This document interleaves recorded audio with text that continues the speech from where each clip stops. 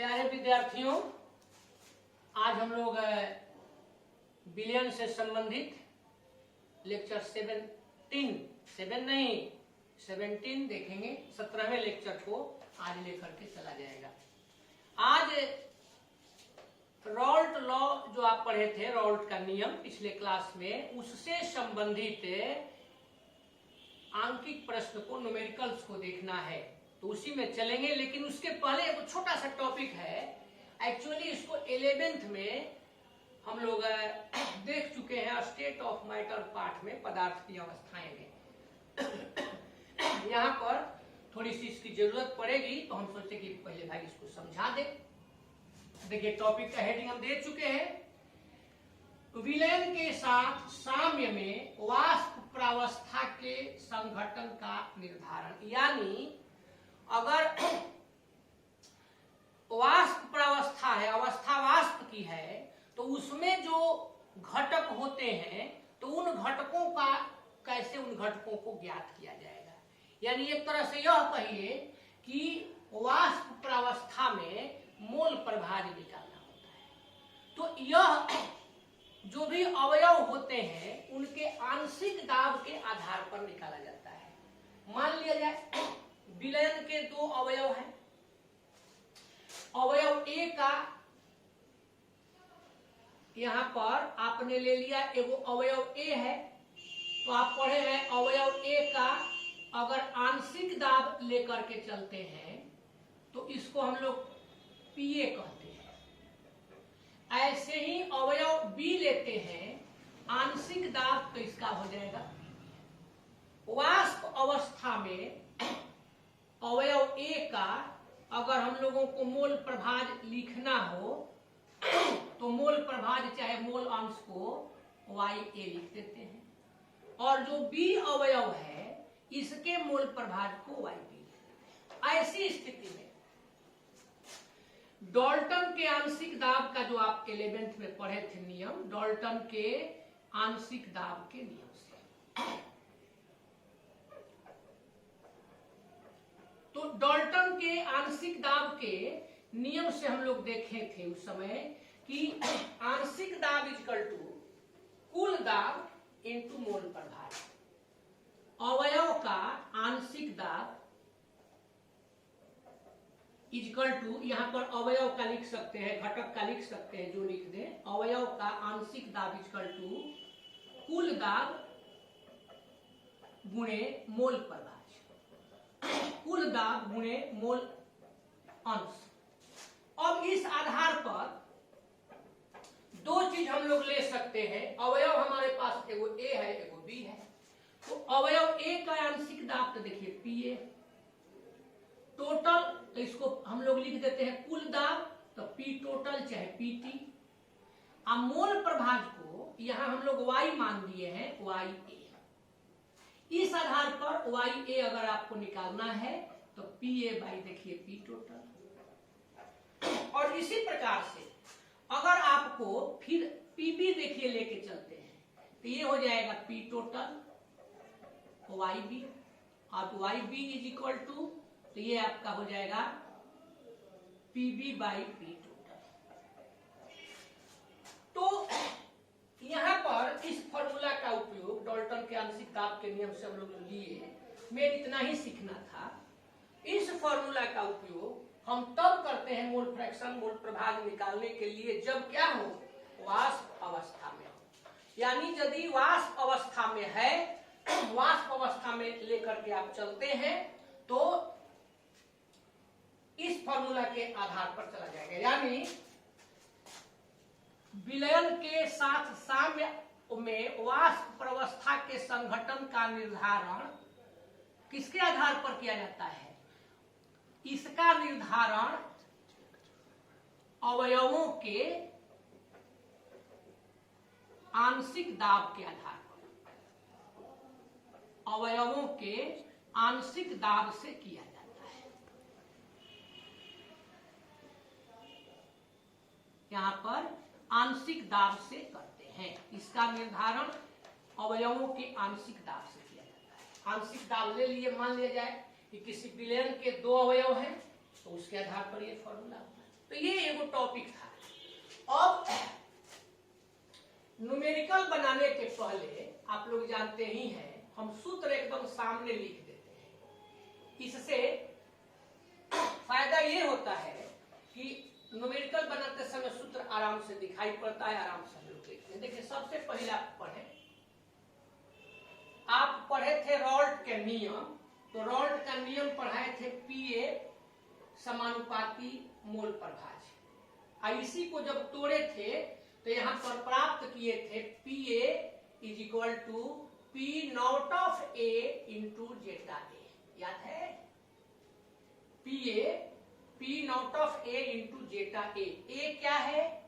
विलयन का एगो अवयव है, यानी अवयव का यहां पर दिया हुआ है आंशिक दाब, तो पीए कितने के बराबर? तो शुद्ध अवयव जो है, अवयव के शुद्ध अकेले जो है शुद्ध अवयव के, प्योर लिक्विड के, शुद्ध द्रव के वाष्प दाब आई मोल प्रभाज उसका। इसी प्रकार से एक हम लोग पीबी लेते हैं, अगर बी अवयव है तो पी नॉट जेटा पी। इसके बाद आप निकाल देते हैं पी टोटल, पी कुल याद ही होगा, तो इसको कहते थे आप लोग बच्चों पीए प्लस पीबी। अगर जरूरत पड़ती थी, देखिए तो यहाँ पर पीटी, अगर जरूरत पड़ती है अभी भी, तो यहाँ पर हम लोग पीए वाला लिख देंगे, P not of A zeta A plus P not of B zeta B, ये लेते थे। अब ये फर्स्ट फॉर्मूला हुआ। सेकेंड फॉर्मूला अभी देखिए हम लोग लिए हैं PA is equal to P total into ये वाष्प अवस्था के लिए है मोल प्रभाज। इसके आधार पर मोल प्रभाज निकालना है, पी अभी जो निकाले हैं फॉर्मूला के साथ लिख देते हैं पी टोटल। इसी प्रकार से आप पीबी लेते हैं, तो ये भी हो गया पी टोटल, यहाँ पर मूल प्रभाज के लिए बी दे दिए। अब अगर आप बी का निकालते हैं, ये पीबी अब बाई पी टोटल, ये लेकर के चला सकता है, बस हो गया। थर्ड में पढ़े थे कि अगर दो अवयव हैं किसी विलयन के, तो उन दोनों अवयवों के मोल प्रभाजों का योगफल एक होता है। तीन अवयव हैं, तीनों के हम लोगों को दो ही का पढ़ना होता है। और अगर हम लोग एक अवयव निकाले हुए रहते हैं, तो देखिए 1 माइनस जेटा बी, और अगर जेटा बी निकालना है 1 माइनस जेटा बी, ऐसे हो जाता है। बस लास्ट में कर देते हैं, ये क्या लिखे हैं? अवयव ए का मोल प्रभाज, तो ये तो दोनों का मोल प्रभाज हो गया। अब ये बताइए कि मोल प्रभाज निकलेगा कैसे? तो बताए थे कि किसी भी विलयन में जितने भी अवयव होते हैं, उसमें से किसी अवयव का अगर मोल प्रभाज पूछा जाए, तो जिस अवयव का मोल प्रभाज पूछता है उसके मोल बटा टोटल मोल। मान लीजिए एक विलयन लिए ए और बी, उसमें दो अवयव है, तो ए अवयव का अगर मोल प्रभाज पूछता है, ए अवयव का देखिए मोल प्रभाज पूछता है, तो ए के मोल को एन से लिखते हैं, एन ए, अब बटा total mole N A plus N B.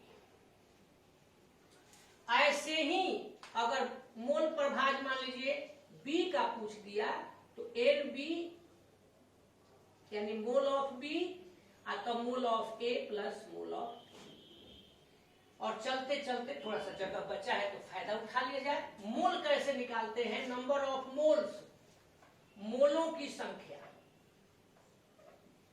तो चाहे वह किसी भी तरह का पदार्थ हो, उसका दिया गया द्रव्यमान बटे मोलर द्रव्यमान, दिए गए द्रव्यमान में मोलर द्रव्यमान से उसको हम लोग डिवाइड उसके कर देते हैं, मोलों की संख्या निकल जाती है। तो इतना दिमाग में रखना है न्यूमेरिकल बनाने से पहले। इसका सब सिंबल हो गया, तो सबका नाम याद रखना है। मान लीजिए पीए लिखे हैं, तो किसको कहेंगे? पी नॉट ऑफ ए का अर्थ क्या होता है, ये जानकारी रखनी है, और उस फॉर्मूला को हम डिराइव कर दी। अब चलते हैं डायरेक्ट हम लोग अपने टॉपिक की ओर चले, न्यूमेरिकल की ओर चले। तो इसको आप लोग एक बार देख ले, तब न्यूमेरिकल में चलते हैं। तो let us enjoy numericals. First numerical देखिए दिए हैं, एकदम इजी है, केवल आपको यहाँ जो हम फॉर्मूला डिराइव किए हैं ये फॉर्मूला मालूम रहना चाहिए। देखिए कहता है 400 केल्विन ताप पर, चाहे कुछ भी ताप हो, 400 से मतलब नहीं है, 1 मोल A ध्यान दो तथा 2 मोल B को मिलाकर आदर्श विलयन बनाया गया। आदर्श विलयन इसके बाद का टॉपिक है, पढ़ाएंगे। आप मान लीजिए विलयन बनाया गया, क्या है आदर्श विलयन इसको समझना है, उससे कोई अंतर नहीं है।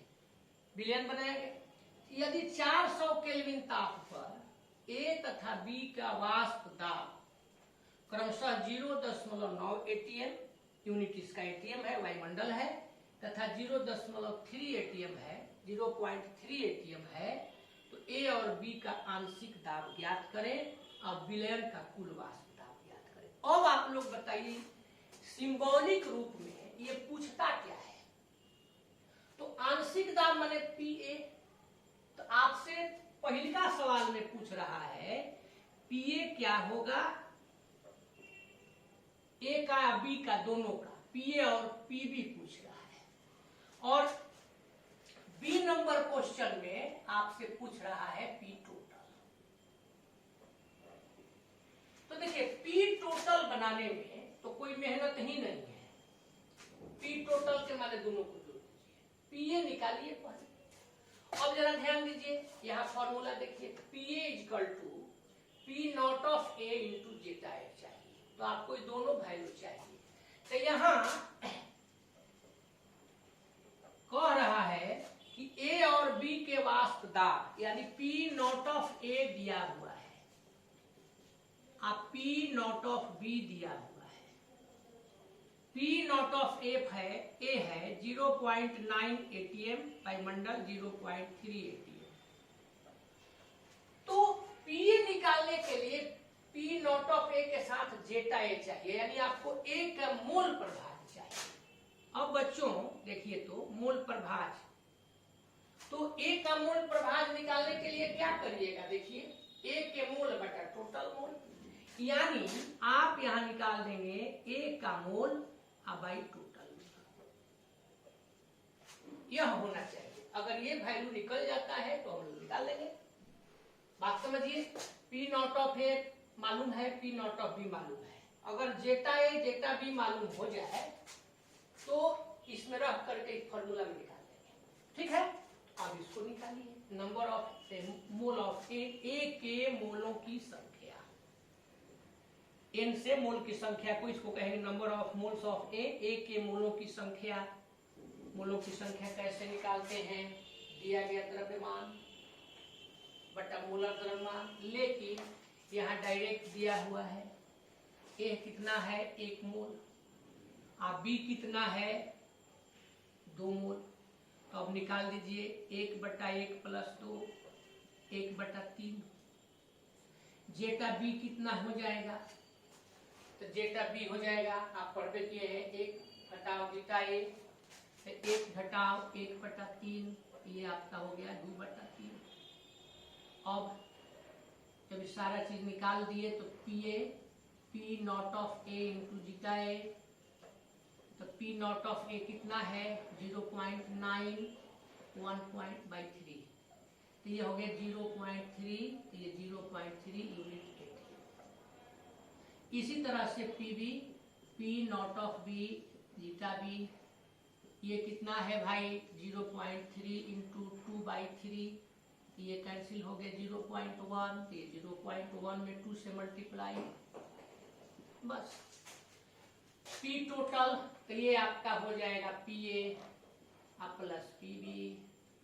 अब इसी तरह से PA प्लस PB जब आपका हो गया तो देखिए PA आया है 0.3 प्लस 0.2, ये आपने ऐड कर दिया 0.5। इस प्रकार से थोड़ा सा आपको ध्यान देना है। तो चलिए इस न्यूमेरिकल को तैयार कीजिए, अगले न्यूमेरिकल को हम फिर पढ़ते हैं। तो अब देखिए बच्चों सेकेंड न्यूमेरिकल की तरफ चले। फर्स्ट जो न्यूमेरिकल बताए थे जस्ट उसी के आधार पर अब हम लोग 3 न्यूमेरिकल अपने से बनाएंगे। हल्का हिंट करेंगे, घबराना नहीं है।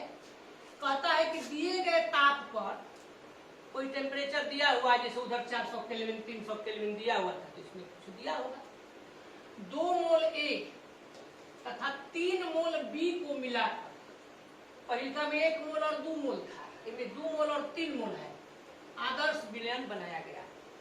ए और बी का वाष्प दाब क्रमशः 100 मिलीमीटर Hg बोले थे यूनिट भी है और 150 मिलीमीटर Hg है। अब आपको निकालना है ए और बी का आंशिक दाब, अब विलयन का कुल वाष्प दाब। तो ए और बी का आंशिक दाब यानी आपको निकालना है पीए और पीबी। अब बताइए पीए तो निकालना हम लोग जानते हैं, पीबी निकालना, उसमें भी वही चीज देखे थे कि पीए कितना होगा पीबी कितना होगा। क्या करेंगे, PA is equal to P not of A into zeta A. देखिए पी नॉट ऑफ ए का वैल्यू और पी नॉट ऑफ बी का वैल्यू दिया हुआ है, जेटा ए केवल निकाल देना है, आराम से पी टोटल निकाल। जस्ट पहिलका सवाल, अगर पहिलका सवाल में अगर इस सवाल में यहाँ 1 मोल कर दिया जाए और यहाँ 2 मोल कर दिया जाए और वाष्प का पूरनका लिख दिया जाए तो वही है।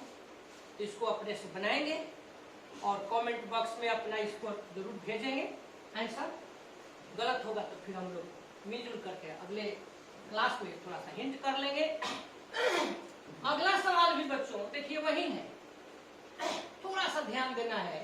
कहता है कि 300 केल्विन ताप पर 32 ग्राम मेथनॉल, फार्मूला मिथाइल अल्कोहल वही, 23 ग्राम एथेनॉल को मिलाकर आदर्श विलयन बनाया गया।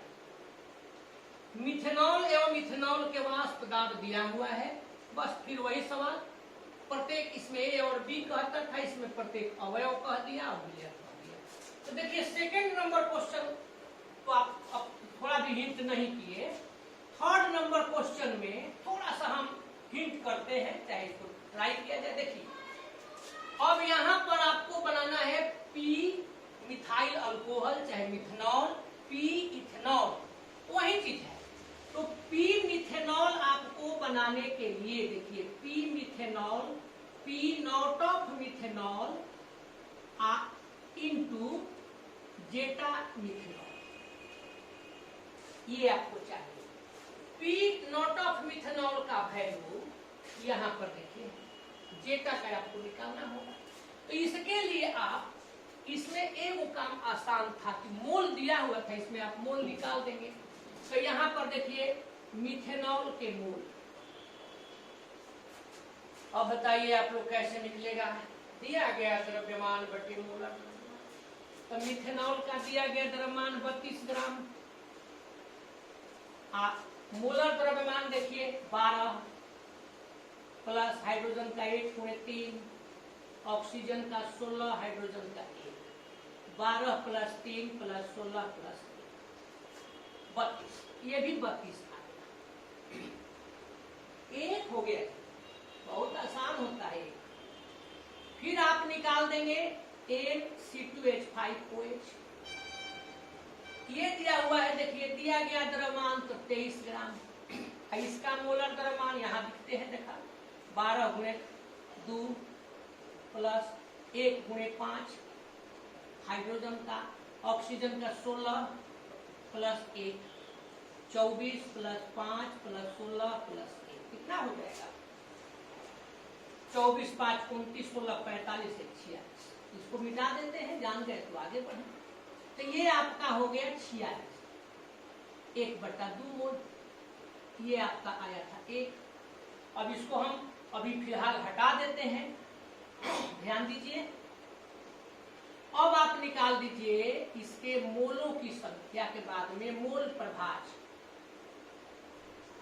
CH3OH, जिसका भी निकालना होता है उसके मोल बटा टोटल। वाह, आप लोग तो बना ही दे रहे हैं।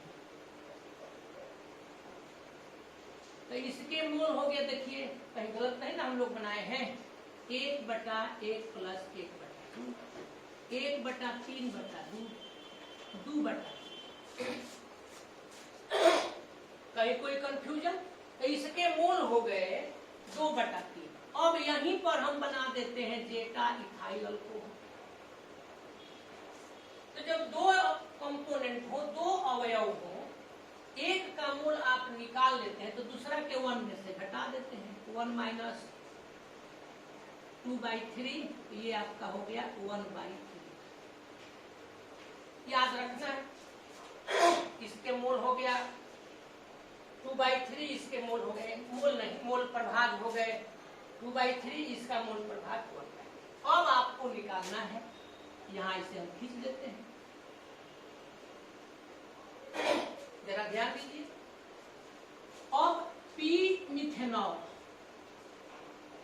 ये आपका हो जाएगा P not of methanol into zeta methanol.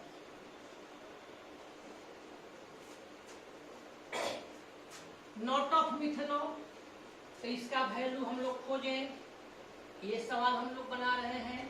तो मिथेनॉल का 90 है, तो देखिए 90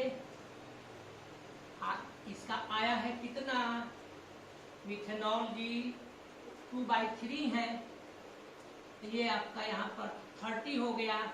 60 यूनिट वह देते हैं जो इसमें रहता है, तो यहाँ 60 mmHg। कोई दिक्कत, कोई कंफ्यूजन, कहीं कोई परेशानी? अब क्या करिएगा, अब कहता है प्रत्येक अवयव का, तो इसका भी निकाल दीजिए, PCH2H5OH। तो वहीं PCH2H5OH, तो P not of C2H5OH, P not of C2H5OH into zeta C2H5OH। तो नॉट ऑफ C2H5OH का वैल्यू कितना दिया है, 51 प्लस 1/3 17, तो ये आपका 17 मिलीमीटर Hg। अब मेरे प्यारे विद्यार्थी जी लोग, ये बताइए कि अब कहता है कि विलयन के लिए, यानी अब बी नंबर में क्या निकालना है। अब बी नंबर में हम लोगों को निकालना है विलयन का, तो टोटल निकाल देना है, यहां ऊपर बना देते हैं पी टोटल। तो पी टोटल के लिए सवाल को एक साथ रखने के लिए इसमें हम ऐसे कर रहे हैं। पी टोटल अगर आपको बनाना है तो बस कुछ नहीं, Pa प्लस Pb, यानी Pa किसका मतलब मिथाइल अल्कोहल का, तो 60 60 अब प्लस उसका कितना है 70। कोई दिक्कत? तो ये आपका 77 mm। इस प्रकार आपने यह प्रॉब्लम सॉल्व किया। बोलिए कहीं कोई कंफ्यूजन? अब इसमें किसी को कोई दिक्कत? बस जहां पर भी आपको निकालना हो क्या कीजिए, यहाँ देखिए मिथेनॉल और इथेनॉल के हम लोग मोल निकाल दिए। उसके बाद मिथेनॉल का मोल प्रभाग निकाल दिए, और इथेनॉल का 1 में से निकाल दिए, इसके मोल प्रभाग को तो आ गया। अब आपसे पूछा गया है प्रत्येक अवयव का आंशिक वाष्प दाब, आंशिक दाब, तो यही आंशिक को Pa, तो P not of A zeta A के माध्यम से ये बना दिया। तो उम्मीद करें कि कोई दिक्कत नहीं है। चलिए, उम्मीद पर तो दुनिया टिकी है, हम तो इतना उम्मीद तो कर ही सकते हैं। अब फोर्थ नंबर को जरा ध्यान से देखिए, तो बस जस्ट जो थर्ड नंबर है वही फोर्थ नंबर है, कोई मेहनत नहीं। फोर्थ नंबर में देखिए क्या कहता है, एक निश्चित ताप पर, ये सब भूलवाने के लिए कोई टेम्परेचर दे देगा तो दे देगा तो ठीक है, नहीं देगा तो कोई दिक्कत नहीं। 0.78 ग्राम बेंजीन को और 0.92 ग्राम टॉल्विन फॉर्मूला दे दिए हैं, C6H5CH3 मिला करके आदर्श विलयन बनाया गया। बेंजीन और टॉल्विन के वाष्प दाब दिया हुआ है 400 mmHg और 200 mmHg। तो पहला नंबर बेंजीन और टॉल्विन का आंशिक दाब निकालना है, यानी पी बेंजीन पी टॉल्विन और उसके बाद पी टोटल। पी बेंजीन, अब की बात पी टॉल्विन पी टोटल। तो क्या आप लोग बना दीजिएगा? तो ठीक है, चलिए बना दीजिएगा। अब अगला सवाल में थोड़ा सा नया कुछ दिया जाए, थोड़ा सा नया हल्का काम करते हैं। तो चलिए इसको एक बार देख लीजिए, फिर आइए। तो अब बच्चों 5th नंबर पर हम लोग चले, 5th नंबर प्रॉब्लम को देखें। देखिए ध्यान दीजिए, थोड़ा सा अंतर है। 298 केल्विन ताप पर क्लोरोफॉर्म, इसका फॉर्मूला दिया हुआ है CH3, और डाइक्लोरोमीथेन CH2Cl2 के वाष्प दाब क्रमशः 200 mm Hg 415 mm Hg। तो कहता है कि 25.5 ग्राम CHCl3 यानी क्लोरोफॉर्म तथा 40 ग्राम डाइक्लोरोमीथेन को मिला करके जो आदर्श विलयन चाहे विलयन बनाया गया उसके वाष्प दाब की गणना कीजिए, यानी विलयन का वाष्प दाब निकालिए, मतलब P टोटल। फिर कहता है कि वाष्पीय प्रावस्था के प्रत्येक अवयव के मोल अंश की गणना कीजिए। ये नया है, ये आप ऑलरेडी पहले से जानते हैं। अब आपको इस क्वेश्चन में हम बनाएंगे, इसको हिंट करते हैं क्योंकि इसकी जरूरत पड़ेगी।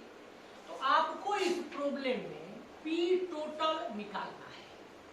तो P टोटल निकालने के लिए PA और PB को जोड़ते हैं, और PA और PB को निकालने के लिए P नॉट ऑफ A और जेटा A को करते हैं। तो पहले का काम P zeta A, P not of A, P not of B ये लेकर के चलते। अभी बताइए कि इस प्रॉब्लम में यहाँ पर A नंबर हम लिख देते हैं, सॉल्यूशन इसको किया जाए, हल किया जाए। तो यहाँ P जो नॉट ऑफ A कहता है हम लोग CHCl3 एगो P नॉट ऑफ CH2Cl2। अभी बताइए कितना होगा। तो देखिए यहाँ P दोनों पे अलग अलग दिया है, ये हो गया 200 mm Hg और ये हो गया 415 mm। P टोटल में अब जेटा A निकालना है, यानी क्लोरोफॉर्म और डाइक्लोरोमीथेन दोनों के मोल प्रभाज निकालना है। तो ये बताइए मोल प्रभाज के लिए हम लोग क्या करते हैं। तो पहले मोल निकालते हैं। अब आप मोलों की संख्या निकाल दें। पहले क्लोरोफॉर्म का देखिए, मोलों की संख्या का फॉर्मूला क्या है, दिया गया द्रव्यमान बटे मोलर द्रव्यमान। तो दिया गया द्रव्यमान 25.5 है। अब 25.5 के बाद इसका मोलर द्रव्यमान, तो देखिए कार्बन का 12, हाइड्रोजन का 1, और इसका 35.5 गुणे 3। तो अब 12 जोड़ 1 जोड़ देखा 3 5 15, 15 1 16, 9 1 10, 106.5। तो 10.5 6 1 7 8 9, ये 1 और ये 119.5। 255 अब बटे 11 95, 5 से कैलकुलेट करिए।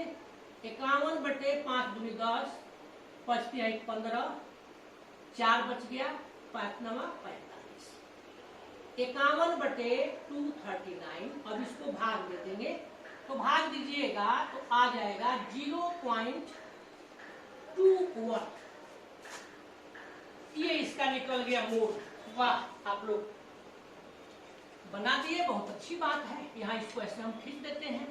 और बच्चों यहाँ निकाल दीजिए CH2Cl2। तो इसका दिया गया द्रव्यमान देखिए 40 ग्राम है, और इसका मोलर द्रव्यमान 12, 1 गुणे 2 35.5 दूनी 71, 1 आ 2 3 आ 2 5, और यहाँ पर 7 का 1 8, 85। 5 से 8 मरतबे 17 मरतबे। अब इसको कैलकुलेट करेंगे तो क्या, 8 बटे 17 तो 0.80 हो जाएगा। 17 चौका 68, 12 बच जाएगा तो 120, 17 7 65। अब तो आपके मोल निकल गए।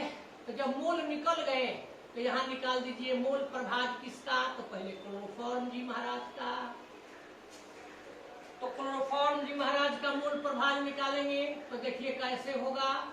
यहाँ क्लोरोफॉर्म जी महाराज के मोलों की संख्या अब बटे टोटल CHCl3 प्लस CH2Cl2। अब इसका देखिए आया है 0.21 और नीचे हो जाएगा 0.21 प्लस 0.47 21/0.21 0.68 21/68। तो ये आपका 21/68 जो कर दिए इसको आप भाग दे देंगे, ये आ जाएगा 0.3043। अब एगो का इसका कोई मात्रक नहीं होगा। अब जब इसके मोल प्रभाज्य को निकाल दिए तो दूसरका के लिए आप जानते ही हैं क्या हो जाएगा, एक में से घटा देंगे, 1 घटाओ 0.30 0.7। क्या कहीं कोई कंफ्यूजन है? अब क्या करना है पता चलिए जा रहा है। आपको निकालना है पी टोटल। तो पी टोटल में चलिए देखिए अब पी टोटल, तो जैसे ही कहिएगा पी टोटल तो यहाँ P CHCl3 plus P CH2 और क्या Cl2, वाह, डाइक्लोरोमीथेन। इसी को अब ले करके चलना है। तो देखिए ये आपका हो जाएगा पी टोटल। अब इसको लेकर के चलिए तो P not of CHCl3 into zeta CHCl3 plus थोड़ा सा आगे बढ़ जाते हैं P not of CH2Cl2 into zeta CH2Cl। थोड़ा इसको ऐसे कर दिए, कैलकुलेशन कर देना है। तो कैलकुलेशन करिएगा, देखिए पी नॉट ऑफ CHCl3 ये दिया हुआ है 200 इंटू 200 के बाद जेटा CHCl3, तो जेटा CHCl3 आपका आया है देखिए 0.30 प्लस, वाह, इसका वैल्यू मेरे प्यारे विद्यार्थी जी लोग बताइए पी नॉट ऑफ का देखिए 415 इंटू, अब जेटा इसका कितना आया हुआ है तो यहाँ पर आप निकाले हैं 0.7 चाहे 70। सिंपल कैलकुलेशन 1 to 3 डिजिट तक हो गया और 3 2 जा 6, 2 प्लेस के बाद है तो यहाँ है यानी इसको 60 कर देंगे। आप प्लस इसको करिए देखिए 0, 2 प्लेस के बाद होगा 7 5 जा 35, 3 7 1 जा 7 और 3 10 0 1 7 4 जा 21 8 और 29, यहाँ पर यानी 290.5 290.5। अब ऐड कर दीजिए, ये आपका निकल गया पी टोटल। क्या है भाई, तो 0.5 0 और 9 और 6 15 1 इतना। आप इसका यूनिट दे दीजिए, क्या दीजिएगा, यूनिट क्या मानता है, ये 0.5 यहाँ लिख देते हैं mmHg। इस प्रकार से आपने फर्स्ट प्रॉब्लम को सॉल्व किया। अब चलते हैं बी नंबर। यही एगो हमको केवल नया सवाल का समझाना। इस सवाल को समझिए, देखिए वाष्पीय अवस्था कहता है, तो वाष्पीय अवस्था वाला हम शुरू में कहे थे, कौन बनाए थे, यही देखिए, जिसका भी निकालना है जैसे क्लोरोफॉर्म। तो अब बी नंबर में देखिए लेकर के चलते हैं P chloroform is equal to P A के जगह पर पी क्लोरोफॉर्म, तो P total into mole fraction, mole प्रभाज्य, मोल अंश किसका, तो क्लोरोफॉर्म का। आपसे कहता है कि मोल अंश की गणना करें दोनों का, तो आपको इससे देखिए निकालना है क्लोरोफॉर्म के मोल अंश। तो टोटल देखिए यहाँ पर PCHCl3 और नीचे PCHCl3 कितना आपने प्राप्त किया है, तो PCHCl3 का वैल्यू बच्चों हम लोग कितना निकाले हैं, यही ना PCHCl3 का वैल्यू है। ये PCHCl3 इतना को सॉल्व किए थे तो 60 आया। तो देखिए 60 आप पी टोटल कितना है, तो ये बेचारा 350 अब इसी को देखिए 60/350 आप पॉइंट हटा दिए तो नीचे डेसिमल हटा दिए तो ऊपर 10 हो गया। 5 से 5 का 35 1 और 12 ये आपका हो गया 120/701। इसको आप कैलकुलेट करेंगे। मोल प्रभाज किसका है, मोल अंश किसका है, तो क्लोरोफॉर्म का। तो इसको आप कैलकुलेट करेंगे तो ये आ जाएगा, इसके मोल प्रभाज को लेकर के चलिएगा तो इसका मोल प्रभाज आ जाएगा भाग्य 0.1200 हो जाएगा। 700 दूनी 1400 हो जाएगा, तो नहीं जाएगा तो एक मर्तबे 0.17। और आप लोग ये जानते हैं कि जब एक मोल प्रभाज निकल गया तो दूसरा के लिए क्या करेंगे, एक में से घटा देंगे। तो यहाँ पर CH2Cl2 1 घटाव 0.17। अब घटाइए 1.003 को कर दीजिए, 0.171 कर दीजिए। 10 में से 1 गया 9, 9 में से 7 गया 2, 9 में से 1 गया 8, 0.82। अब देखिए इस प्रॉब्लम को हम लोग सॉल्व किए। अब आपको दिक्कत क्या होगी, कहाँ दिक्कत हो सकती है, कहाँ आपको परेशानी में आप पड़ सकते हैं। तो सिंबॉलिक फॉर्म यदि दिमाग में नहीं रहेगा, जैसे यहाँ कहता है कि प्रत्येक अवयव के मोल अंश की गणना करें। अब ये y हम लोग जो दिए हैं ये मोल अंश है, यदि आप नहीं दिमाग में रखिएगा तो गड़बड़ा जाइएगा। तो इसलिए सिंबॉलिक रूप को जरूर याद रखिए। अब हम ज्यादा सवाल देने के मूड में नहीं है, थोड़ा सा एक सवाल और देते हैं, इसको अपने से हिंट कर देंगे, सॉल्व कीजिएगा। उसके बाद एक सवाल और हमको हल्का हिंट करना होगा। तो चलिए इसका स्क्रीनशॉट लीजिए, चाहे इसको अपना कंप्लीट कीजिए। तो प्यारे विद्यार्थी जी लोग, अभी जस्ट हम लोग जो सवाल देखे उसी के एकदम टाइप जैसा कि हम बोलबे किए यह सवाल है। केवल थोड़ा सा यहाँ पर जो अवयव है उसमें अंतर है, उसमें क्लोरोफॉर्म और डाइक्लोरोमीथेन था, उनका वैल्यू अलग अलग। यहाँ देखिए 298 केल्विन ताप पर इथेनॉल और मेथेनॉल के वाष्प दाब दिए गए हैं 44 mmHg, 88 mmHg। अब कहता है कि 60 ग्राम एथेनॉल है और 40 ग्राम मेथेनॉल है, इसको मिला के वो विलयन बनाया गया, तो उसके वाष्प दाब की गणना करें। यानी आपको यहाँ पर भी क्या पूछ रहा है, पी टोटल। तो इसके लिए पीए आप निकालेंगे, जैसे उसमें निकाले थे, तो आप पी टोटल निकाल देंगे। आप वाष्पीय प्रावस्था में उसमें क्लोरोफॉर्म और डाइक्लोरोमीथेन का बनाते थे, यहाँ आप किसका बनाइएगा, एथेनॉल और मेथेनॉल का। तो क्या हमको लगना पड़ेगा, नहीं, तो ठीक है बनाइएगा। इसको बना करके कमेंट बॉक्स में इसका आप आंसर जरूर डालिए ताकि हम आगे बढ़े। और एक सवाल हम और देते हैं, इसको जरा देखा जाए तो इसके बारे में आप लोगों का क्या सोच है। 7th नंबर को देखा जाए। एक निश्चित ताप पर, टेम्परेचर से कोई मतलब नहीं है, कोई कांस्टेंट टेम्परेचर है, बेंजीन और टोल्यूइन के वाष्प दाब देखिए दिया हुआ है, इसका 957 mmHg है, इसमें mmHg में यूनिट है, आप 379.5 mmHg। अब कहता है कि बेंजीन और टोल्यूइन के मोल प्रभाज मोल अंश की गणना करें, यानी जेटा बेंजीन जेटा टोल्यूइन आपको निकालना है। तो बच्चों वाष्प दाब जब दिया है तो जेटा बेंजीन और जेटा टोल्यूइन निकालने के लिए हम लोग ये फॉर्मूला लेंगे। यहाँ P नॉट ऑफ A दिया हुआ है, बेंजीन ये निकालना है। P टोटल अगर आपको मालूम हो तो Pa प्लस Pb वाला फॉर्मूला से आप ज्ञात कर सकते हैं।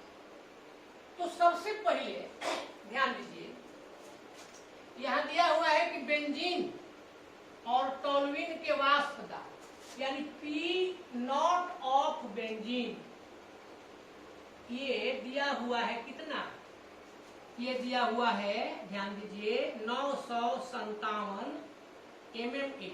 बहुत अच्छी बात। इसके बाद P टोल्यूइन, ये P नॉट ऑफ टोल्यूइन दिया हुआ है, तो देखिए यहाँ पर हम लोग अंग्रेजी में ही लिख दिए टोल्यूइन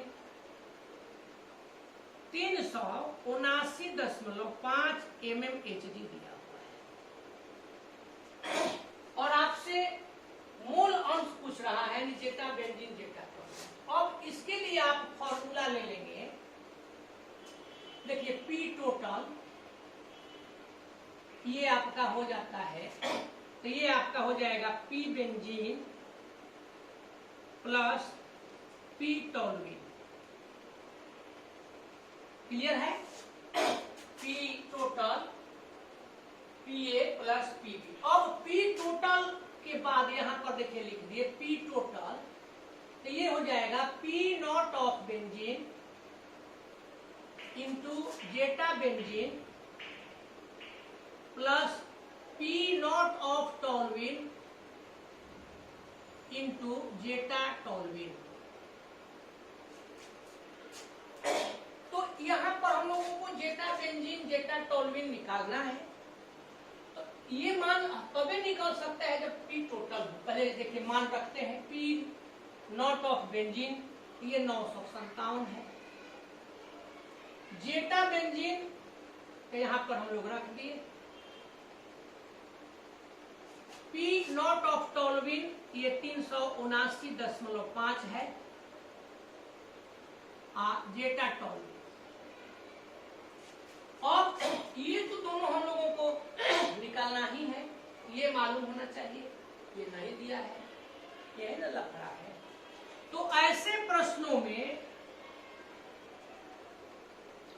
ऐसी जो स्थितियां बनती हैं, तो ऐसी स्थिति में आप पी टोटल का जो वैल्यू लेते हैं वह या तो एक एटीएम लेते हैं, नहीं तो एक बार लेते हैं, मतलब प्रेशर होगा, नहीं तो 76 सेंटीमीटर एचजी लेते हैं, 760 मिलीमीटर एचजी लेते हैं, 101,325 पास्कल लेते हैं। इसको तोड़ेंगे तो ये हो जाता है इतना 10⁵ पास्कल। इसमें से जो वैल्यू आप चाहे ले सकते हैं, जो इसमें यूनिट है, तो यहाँ mmHg है तो ये आप ले लेंगे। तो यहाँ पर जरा ध्यान दे दीजिएगा 760। चलिए अब एक चीज और समझना है, 760 इक्वल टू 957 इंटू, यहाँ हम लोग ले लिए जेटा बेंजीन, थोड़ा ध्यान दीजिएगा, प्लस 379.5 इंटू, अब ध्यान दीजिए जेटा टॉल्विन अगर लिखते हैं तो फिर नहीं लिखिएगा, तो अब इसको बेंजीन के रूप में कर दे, जैसे XA आप प्लस XB इक्वल टू 1, तो सही X बेंजीन चाहे जेटा बेंजीन आप प्लस जेटा टॉल्विन इक्वल टू 1, तो जेटा benzene equal to 1 minus zeta toluene. तो यहाँ पर देखिए 1 माइनस, अब यहाँ जेटा बेंजीन ले लिए। अब इसी को कुछ है नहीं, केवल कैलकुलेट कर देना है। देखिए 760 equal to 957 into zeta benzene, into हटा के डायरेक्ट लिख देते हैं जेटा बेंजीन, प्लस अब इससे मल्टीप्लाई करिए 379.5 माइनस 379.5 जेटा बेंजीन। ये दोनों एक टाइप का है। अब इसको इस साइड में ले आ दीजिए, 760 माइनस 379.5, अब हो गया देखिए 957 जेटा बेंजीन माइनस 379.5 जेटा बेंजीन। बस इसको निकालिए, 10 माइनस 5 इक्वल टू 5, अब ये 9 हो जाएगा, 9 माइनस 9 इक्वल टू 0, ये अब 5 हो गया है, तो 15 माइनस 7 इक्वल टू 8, 15 में से 7 घटा दिए 8, अब ये 6 माइनस 3 इक्वल टू 3। इसमें दोनों है तो जेटा बेंजीन कॉमन हो गया, यहाँ पर हम लोग जेटा बेंजीन को कॉमन कर दिए, तो ये आपका हो गया 957 माइनस 379.5, ये आपका हो जाएगा, यहाँ पर ले लेंगे 0.5, अब ये 6 है, 16 में से 9 निकल गया तो 7, 14 हो गया, 7 निकल गया तो 7, 8 में से 3 निकल गया। तो अब इसके आधार पर अब तो आप लोग बनाइए देंगे जेटा बेंजीन, बेचारा बेंजीन का मोल अंश, तो ये हो जाएगा 380.5, 577.5। अब हम कैलकुलेशन तो खुद से आप लोग कर सकते हैं, इसका कैलकुलेशन करेंगे तो ये आ जाएगा 0.65 मोल अंश है, इसका कोई मात्रक नहीं होता है। अब लास्ट में 2 गो घटक है, एक गो का मोल अंश हम लोग निकाल दिए, तो दूसरा के मोल अंश निकालने में क्या कीजिएगा, एक में से घटा दीजिएगा। तो अब देखिए टोलुइन का हम लोग निकाल दे तो ये आपका 1 माइनस 0.65, दिस इज 0. तो कोई दिक्कत है, कोई प्रॉब्लम किसी को? तो ये हम लोग रॉल्ड्स लॉ से, रॉल्ड के नियम से संबंधित सारे न्यूमेरिकल हम लोग सॉल्व किए, करीब करीब इतना टाइप का होता है। अब आप लोगों को चाहिए कि न्यूमेरिकल के किताब से और भी बहुत सारा न्यूमेरिकल बनाएं, देखें और इसको भी बार बार बनाएं। तो अब आप लोगों का आज का काम इतना ही रहेगा, आज हम लोग आराम करेंगे इसके बाद, और नेक्स्ट क्लास में, जस्ट अगले क्लास में रॉड के नियम पर आधारित विलयन का टाइप 2 गो है, आदर्श विलयन, अनादर्श विलयन, उसको लेकर के चला जाएगा। तो आज इतना ही, आप सब लोगों को बहुत बहुत धन्यवाद।